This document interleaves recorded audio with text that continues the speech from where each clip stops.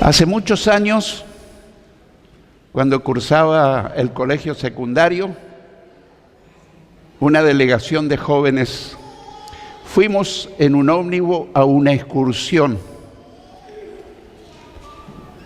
Íbamos por una ruta pavimentada. No recuerdo exactamente qué pasó en la ruta, que tuvimos que tomar un atajo. Era un camino de tierra. Había llovido mucho y había mucho barro. Y nuestra alegría se vio empañada porque nuestro colectivo se empantanó. Así que el conductor dijo: ¿pueden bajar los varones más fuertes a empujar el colectivo? Quiero avisarte que yo no bajé. No me consideraba tan musculoso. Bajaron un grupito, empujaron el colectivo, pero no había caso, no había caso. Entonces el conductor dijo: ¿pueden bajar todos los varones? Y a mí no me quedó otra. No es que yo rehusaba, yo creía que yo no era muy musculoso. Y empujábamos, y él se empezó a mover, pero aún no podíamos salir del pantano. Entonces el conductor dijo: ¿pueden bajar todas las chicas? Bajen toda la delegación, o si no, nos salimos de acá y se arruina nuestra excursión. Bajaron las chicas, los muchachos más fuertes, los no tan fuertes, y dijimos a la cuenta de 3. 1, 2, 3. ¡Pah! ¡Rum! Y al instante salió el colectivo del pantano, subimos y seguimos felices nuestra excursión. Este relato verídico nos enseña un principio espiritual. La unión hace la fuerza. La unión hace la fuerza. Un pueblo unido jamás será vencido, decía alguien. No estoy haciendo política, pero alguien del mundo de los gobernantes dijo eso. Encierra una gran verdad: un pueblo unido jamás será vencido. En el mundo o en el aspecto de la vida de oración pasa exactamente lo mismo. Quizás estás orando por un motivo difícil por mucho tiempo y no llega la respuesta. En tu casa orás, si es que orás, entre paréntesis, y no llega la respuesta. Después le decís a tu esposo, a tu esposa: ayúdame, vamos a orar juntos. Y parece que el colectivo, entre comillas, se quiere mover, pero no avanza. Después le decía a toda la familia: hijo, hija, vamos a orar por este problema de la familia. Y oran, y oran, y oran. Y el colectivo parece que quiere moverse, pero no llega la respuesta deseada. Pero si nosotros venimos a la iglesia y pedimos que toda la congregación ore por nuestro problema, y a su vez nosotros también oramos por el problema de los otros, la cosa cambia en una forma asombrosa. Asombrosa. Jesús dijo que Él edificaría su iglesia y que ni las puertas del Hades prevalecerían contra su iglesia. No es lo mismo orar solo en la casa que unirse a los hermanos de la iglesia y clamar para que se rompan cadenas, para que se abran puertas, para que se salga de algún pantano espiritual en que podemos encontrarnos o de cualquier orden. Por eso hoy veremos: la oración congregacional mueve montañas. ¿Querés decirlo conmigo? La oración congregacional mueve montañas. Lo decimos de nuevo. La oración congregacional mueve montañas. Tiene dos pensamientos. La oración congregacional es la oración que hacemos toda la congregación, por el motivo de uno, de otro, de otro, de otro. Mueve montañas es una expresión figurada, bíblica, que Jesús la usó. Él dijo a sus discípulos, si ustedes tuvieran fe como un grano de mostaza, podrían decirle a este monte, a esta montaña, quítate de aquí y pásate allá. Y ocurriría. Jesús enseñó que cuando nos unimos a orar, van a ocurrir cosas milagrosas, poderosas, increíbles. Y a veces el diablo, que es un astuto, nos roba el privilegio de pertenecer a una iglesia cristiana donde todos podemos recibir el apoyo de oración y podemos orar por los otros, y juntos vamos a ver cómo Dios mueve su mano poderosa. Así que hoy vamos a tratar este tema. En Hechos de los Apóstoles, en el capítulo 12, versículos 1 al 3, yo voy a estar usando la Nueva Versión Internacional. Dice así los primeros 3 versículos, Hechos capítulo 12. En ese tiempo el rey Herodes hizo arrestar a algunos de la iglesia con el fin de maltratarlos. A Jacobo, hermano de Juan, lo mandó matar a espada. Al ver que esto agradaba a los judíos, procedió a prender también a Pedro. Esto sucedió durante la fiesta de los panes sin levadura, es decir, la Pascua. Este Herodes, del cual habla estos versículos, no es el nombre de un rey, se llamaba Herodes, pero Herodes era el nombre de una familia de reyes. Este Herodes era Herodes Agripa I, Herodes Agripa I. Aunque no lo diga, pero históricamente este es Agripa I. Era nieto de Herodes el Grande, aquel que mandó matar a todos los niños menores de 2 años cuando nació Jesús. Era el nieto de Herodes el Grande. Y era el hijo de Herodes Antipas, aquel que hizo cortar la cabeza a Juan el Bautista. O sea que estos Herodes era una familia sanguinaria, criminales. Su procedencia era de los edomitas. ¿Quiénes son los edomitas? Los descendientes de Esaú, porque por medio de Jacob vino el linaje de Israel. Tal es así que Jacob luego lo llaman Israel. Entonces, entre estos reyes y el pueblo de Israel no había mucha simpatía.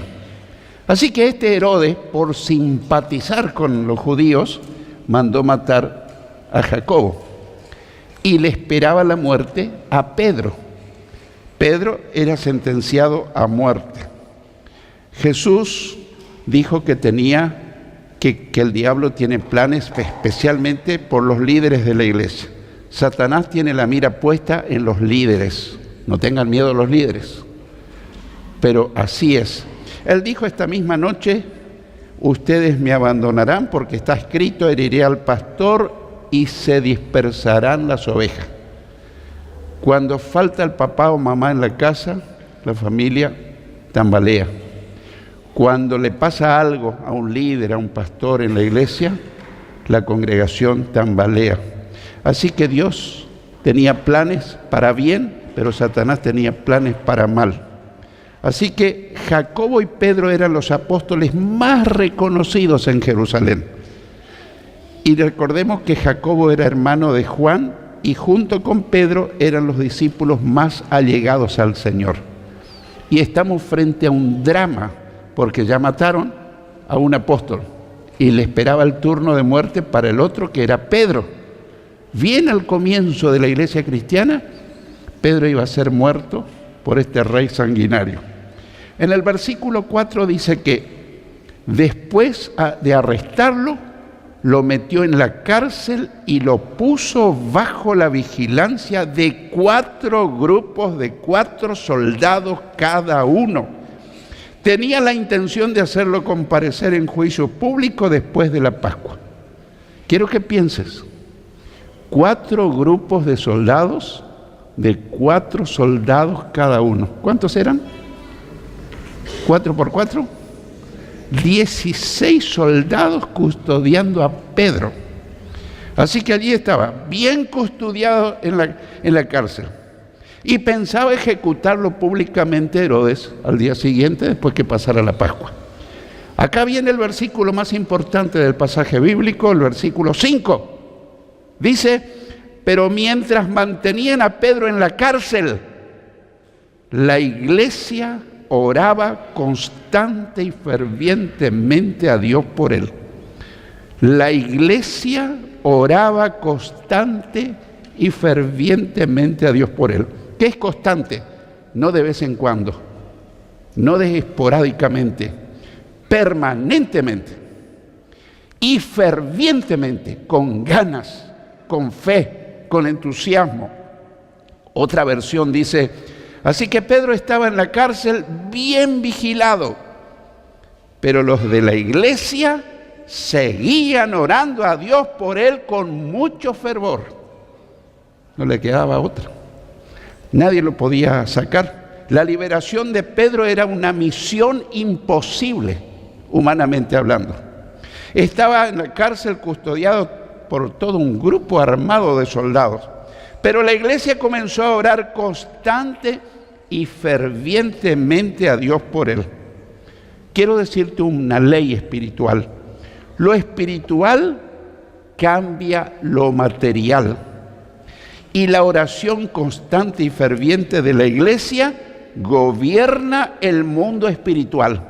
Nosotros tenemos la posibilidad de hacer grandes cambios, o mejor dicho, pedir que Dios lo haga, cuando la iglesia se une a orar, clamar, interceder, ayunar, perseverar. Se van a romper ligaduras, se van a abrir cárceles, van a suceder cosas grandes. Pero ¿y por qué no ocurre cuando yo oro solo? No lo sé. Dios estableció la iglesia para que la iglesia unida empiece a orar por cosas que te conviene, que Dios te responda y que Dios te abra puertas. Hay cristianos que están como en una cárcel espiritual. Tal vez no se dan cuenta. ¿Quieren orar? No tengo ganas de orar. ¿Quieren leer la Biblia? Bueno, lo voy a hacer después, ¿no? Cuando leo no la entiendo. Estoy muy ocupado, no tengo tiempo. ¿Quieren congregarse más? Siempre hay dificultades, siempre hay dificultades. Y te empezás a acusar a vos mismo. Detrás tuyo hay poderes invisibles que están batallando para atarte como a Pedro. También te pueden estar jugando una mala pasada tu misma naturaleza caída, también las presiones del mundo, por quienes debemos orar constante y fervientemente. La oración congregacional mueve montañas. ¿Quieres repetirlo? La oración congregacional mueve montañas. ¿Quién pertenece a la congregación? Si sos creyentes, si perteneces a esta iglesia, sos parte de la congregación. La oración congregacional mueve montañas. Así que ahí habíamos leído el versículo 6, me parece, el 5, ahora leemos el 6. La misma noche en que Herodes estaba a punto de sacar a Pedro para someterlo a juicio, este dormía entre 2 soldados sujetos con 2 cadenas. Unos guardias vigilaban la entrada de la cárcel. Yo quiero que tengas empatía con Pedro, que te pongas en la situación de Pedro. ¿Sabés que Herodes te espera el otro día para pasarte la espada? ¿Sabés que estás encadenado? Hay 16 soldados cuidándote. Y por si fuera poco, un soldado a tu derecha, un soldado a tu izquierda encadenado. Yo te pregunto, ¿hubieses dormido esa noche? Probablemente toda la noche hubieses orado o protestado. ¿Dónde está Dios? ¿Por qué lo permitió? ¿Cómo me pasa esto? Si yo lo único que hice era predicar de Jesucristo. Pero Pedro se durmió. La confianza en Dios hace que uno pueda descansar. En paz me acostaré y asimismo dormiré, porque solo tú, Señor, me haces vivir confiado. Pero para llegar a esa confianza, uno tiene que practicar la comunión diaria con Dios, la vida de oración, entregarle las cargas, recibir el apoyo. Así que ahí estaba. Esa noche dormía entre dos soldados. Dormía porque confiaba en Dios. Él sabía que ya sea que el Señor lo liberara o que muriera, sería hecha la voluntad de Dios. Nada ocurre a un hijo de Dios sin el permiso del Señor. Quiero que escuches bien. Nada ocurre a un hijo de Dios sin el permiso de su amo, Señor y dueño. ¿Sí? Porque a veces temblamos. ¿Y si me pasa? ¿Y si me pasa esto? ¿Y si me pasa el otro? El apóstol Pablo decía: pues si vivimos, para el Señor vivimos, y si morimos, para el Señor morimos. Así que, ya sea que vivamos o que muramos, somos del Señor. Romanos 14:8. La gran pregunta es: ¿sos del Señor realmente? ¿Ya le entregaste tu vida al Señor? ¿Puedes considerar que Él es tu dueño, que Él maneja todas tus circunstancias, las lindas, las feas, las difíciles? ¿Cómo hay que hacer para ser del Señor? Bueno, primero, recibir a Cristo en el corazón. Ah, yo soy del Señor porque ya recibí a Cristo en el corazón. Yo también, hace muchos años. Pero el Señor sigue siendo tu Señor, el que gobierna tu vida. ¿Sos consciente de que Él está contigo en las buenas, en las malas? De que Él te cuida, que Él no solamente es tu Salvador, sino que es tu Señor y es tu buen pastor. Y Dios Padre es el que vela por tu vida. ¿Y qué padre va a permitir que a su hijo le pase algo a menos que tenga un propósito? Hay propósitos que no conocemos de Dios y no sabemos por qué sucede, y a veces desafía nuestra lógica, nuestra razón, nuestro sentido común, y podemos protestar y decir: ¿por qué Dios lo permitió? ¿Por qué Dios lo permitió? Dios sabe lo que hace. Un tema que muchos años me preocupó y dije: ¿por qué Dios permitió que murieran tantos inocentes? Que un rey sanguinario los hiciera matar cuando Jesús era pequeñito. Hasta que, estando en oración un día, el Señor me iluminó la mente y me dijo: ¿esos niños de qué nacionalidad eran? ¿Judíos? Le dije. ¿Todo judío iba a aceptar a Jesús como Mesías? Casi ninguno, porque la mayoría de los judíos rechazaron a Jesús como Mesías. Luego el Señor me dijo: ¿qué enseñó Jesús, mi hijo, en la tierra? ¿De quién es el reino de los cielos? De los niños, le dije. ¿Dónde pensás que están esos niños? ¡Ay, Señor, en el cielo! Y por primera vez, después de decir: ¿por qué permitiste? ¿Por qué permitiste? Yo empecé a darle gloria a Dios porque esos niños están en el cielo, y si crecían, lo más probable lo iban a rechazar a Cristo e iban a estar en el infierno. ¿Me explico, hermanos? Hay cosas que no entendemos de Dios, ¿por qué lo permite? Pero Dios todo lo hace bien. Su voluntad es buena, santa, perfecta, aunque nosotros no lo podamos entender. Nos conviene ser de propiedad del Señor. Y si no lo sos, esta mañana puedes entregarle tu vida, que Él se haga cargo de tu persona. Versículo 7. Dice que de repente apareció un ángel del Señor y una luz resplandeció en la celda. Despertó a Pedro con unas palmadas en el costado y le dijo: ¡date prisa! ¡Levántate! Las cadenas cayeron de las manos de Pedro. ¿Pero qué pasaba con la congregación? Estaba orando.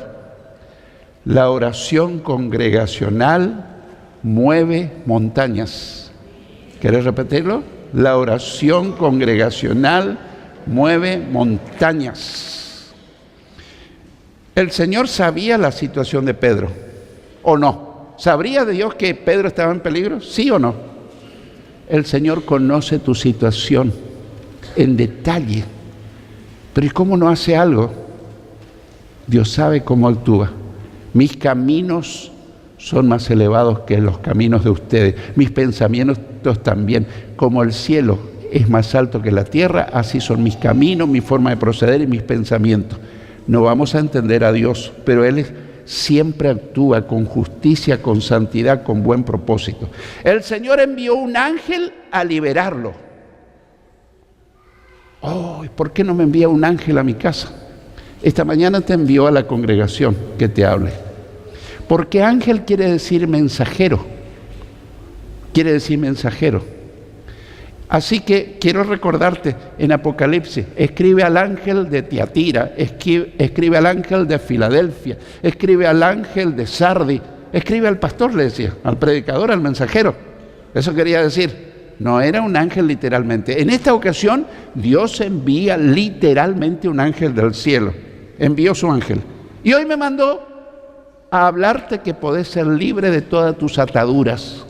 Pero para eso la congregación necesita estar unida, porque la congregación o la oración congregacional que ocurre mueve montañas. La oración congregacional mueve montañas. Una luz resplandeció en la celda, dice el pasaje. La palabra de Dios dice, lámpara es a mis pies tu palabra y una luz en mi camino, Salmo 119, 105. Antes brilló la luz del ángel, pero esta mañana hay una luz que está penetrando en tu alma, en tu mente, en tu corazón. Es la luz de la palabra de Dios y te está iluminando. El ángel despertó a Pedro. Date prisa, levántate, que estaba adormecido. El que está adormecido en la vida espiritual es como que está un poco inconsciente, no es muy consciente de lo que pasa con él. Así que el ángel lo tuvo que tocar, remover, para que se despertara. Le ordenó que se diera prisa y se levantara. Lo apuró. Vamos, Pedro, levántate, vístete. Las cadenas se le cayeron de las manos. Empezaron a ocurrir cosas sobrenaturales. Pero mientras ocurría eso, en la casa de Juan Marcos, que es Marcos, se cree que en el aposento alto era la casa de la mamá de Juan Marcos, donde descendió el poder del Espíritu Santo. ¿Qué estaba haciendo la iglesia? Tomando mate, tomando té. Cada uno estaba en su casa, orando tal vez en el mejor de los casos, pero no, se habían reunido a orar. La oración congregacional unida mueve montañas. Si yo te preguntara, ¿tenés una montaña en tu camino? Probablemente me vas a decir sí. Algunos me van a decir es como la cordillera de los Andes. Otros me van a decir un pequeño cerro. ¿Por qué no se removió hasta ahora? Porque falta pedir a la iglesia, integrarte a los cultos de oración y decir, hermanos, yo quiero que oren por este problema que estoy teniendo. Y a su vez vos orar por el otro, y el uno por el otro, y el uno por el otro. Y cuando Dios ve que la congregación empieza a interceder, empieza a remover las montañas de tu camino. Nos conviene venir a los cultos de oración para ver la poderosa mano de Dios. El versículo 8 dice, le dijo además el ángel, vístete, cálzate la sandalia. Y así lo hizo, y el ángel añadió, échate la capa encima y sígueme. Le ordenó que se vistiera y se calzara la sandalia. Le dijo que se cubriera con la capa y lo siguiera. Pedro hizo su parte. Uno se pregunta, ¿y por qué el ángel no lo vistió? No, grandulote, ¿qué lo va a vestir el ángel? Él podía hacerlo. Vístete. Hay cosas que nosotros queremos cruzarnos de brazos y decir, bueno, Dios, hace todo por mí. Dios nos va a decir, yo voy a hacer lo que vos no podés hacer, pero vos tenés que hacer lo que sabés y debés hacer. ¿Qué debo hacer? Reunirte con tus hermanos a orar, clamar y levantarte. Si estás en un letargo espiritual adormecido, si estás atado con cadenas invisibles, Dios va a empezar a romper esas cadenas, te va a sacar de cualquier cárcel, cárcel de depresión, cárcel emocional, cárcel de rencor, cárcel, porque la oración congregacional mueve montañas, aplicado a cualquier situación. Pedro hizo su parte y Dios hizo la suya. La oración congregacional mueve montañas. Leamos los versículos 9 al 11, dicen que Pedro salió tras él, tras el ángel, pero no sabía si realmente estaba sucediendo lo que el ángel hacía. Le parecía que se trataba de una visión. Pasaron por la primera y la segunda guardia y llegaron al portón de hierro que daba a la ciudad. El portón se les abrió por sí solo y salieron. Caminaron unas cuadras y de repente el ángel lo dejó solo. Allá podía él actuar libremente. Verso 11. Entonces Pedro volvió en sí y se dijo: ahora estoy completamente seguro de que el Señor ha enviado a su ángel para librarme del poder de Herodes y de todo lo que el pueblo judío esperaba. Acá tenemos algunas consideraciones. Uno, lo que era imposible humanamente, Dios lo hizo posible. Hay cosas que no se solucionan ni con dinero, ni con ayuda de otras personas. Yo he visto, dice, le voy a pedir ayuda al político de turno, le voy a pedir fulano, y después viene y me dice, no, todo fracasó. Ahora pedirle al otro gobernante que nunca falla. Y le empezó a pedir solo. No ocurre nada, pastor. Vení a la familia de Dios y presentá tu problema, y que todos los hijos de Dios oren por vos. Y al poquito tiempo, esa persona salió de la cárcel. No de la cárcel literal, de su cárcel en que se encontraba. Se abrieron las puertas. Los soldados no se dieron cuenta. Pero ¿cómo es posible que 16 hombres, que ellos eran amenazados de muerte si se les escapaba un preso? Bueno, que uno se les haya escapado. Hoy se escapan presos de las cárceles más seguras. O se lo deja escapar. Pero ellos estaban amenazados de muerte, que no se le escape un preso porque iban a pagar con su vida. Se le escapó a uno, al otro, el que estaba al lado no se dio cuenta, el que estaba al lado no se dio cuenta. Los 16, no sé si estaban dormidos, Dios los adormeció para hacer su obra. Estamos rodeados de demonios, de seres espirituales de maldad, y están fijándose. Pero Dios tiene el poder de enceguecerlo, de anularlo, para que salgas de tu cárcel, para que tengas victoria en tu familia, en tu trabajo, en tu salud, en tu matrimonio, en tus hijos, en todas las áreas de tu vida, porque la oración congregacional mueve montañas. Y la oración individual, si yo no oro nada en casa y vengo al culto de oración para orar, mi oración va a ser muy pobre. Tengo que ser un cristiano de oración de mi tiempo quieto. Pero cuando uno mi fuerza espiritual a la de 100, 150, 200 hermanos, no sabe lo que ocurre. Las montañas se tienen que remover. Los soldados no se dieron cuenta. Pedro fue liberado de la cárcel. La oración congregacional mueve montaña. Vamos a los últimos versículos 12 al 19. Dicen que cuando cayó en cuenta de esto, fue a casa de María, la madre de Juan, apodado Marcos. Y ahora quiero que te prestes mucha atención. Donde muchas personas estaban reunidas orando. Los hermanos. Llamó a la puerta de la calle y salió a responder una criada llamada Rode. Al reconocer la voz de Pedro se puso tan contenta que volvió corriendo sin abrir. «Pedro está a la puerta», exclamó. «Estás loca». ¿Pero no estaban orando por Pedro? Le dijeron que estaba loca. Ella insistía en que así era, pero los otros decían: «Debe ser su ángel». Entre tanto, Pedro seguía llamando.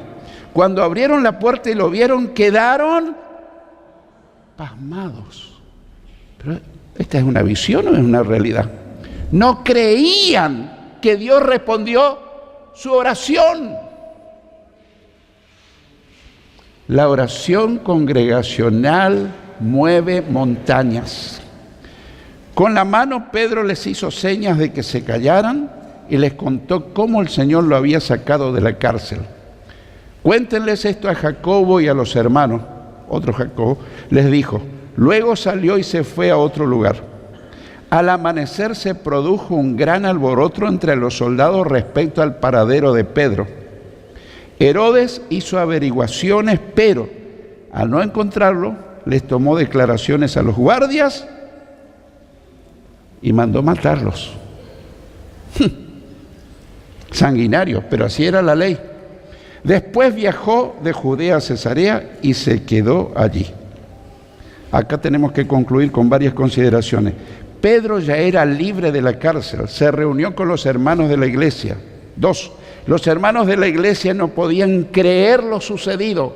Hay cosas que Dios va a hacer en tu vida y después tu lógica y sentido común va a decir: ¡qué casualidad! O el diablo te va a decir: mira, esto sucedió porque tenía que suceder. Cuidado. Cuando pedimos algo y cuando vemos la respuesta, no le atribuyamos a la casualidad. Demos gloria a Dios porque la oración congregacional mueve montaña. Y cuando Dios haya sacado la montaña de tu camino, no diga: vino vialidad y sacó la montaña. Decí: el Dios soberano sacó la montaña.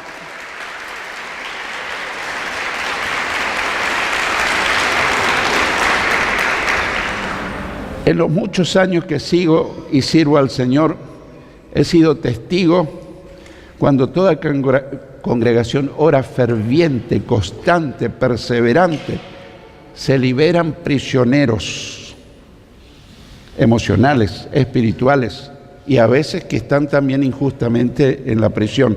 Caen cadenas, se liberan prisioneros, ocurren milagros, se solucionan problemas. Te animo a asistir a los cultos de oración, a presentar tus problemas, a pedir que oren por vos y que orar por los otros. Quizás tengas un patrón de pensamiento. No, es que pastor, yo nunca vine al culto de oración. Pero eso no significa que no puedas venir. Ya te hiciste la idea que el culto de oración es para la minoría. Pero hoy te está diciendo: hijo, te estoy esperando en los cultos de oración para mostrarte mi poder que no ha menguado. En los muchos años que llevo sirviendo al Señor, he visto que cuando la congregación se une en oración, pero pastor, tengo compromiso, postergá los otros compromisos. Anda antes o anda después, pero la reunión de oración de la iglesia es sagrada, porque la reunión de la iglesia te va a ayudar a solucionar problemas personales, familiares, laborales, financieros. Te sorprenderá que la oración congregacional mueve montañas. El que tenga oídos para oír, oiga lo que el Señor te dice y me dice.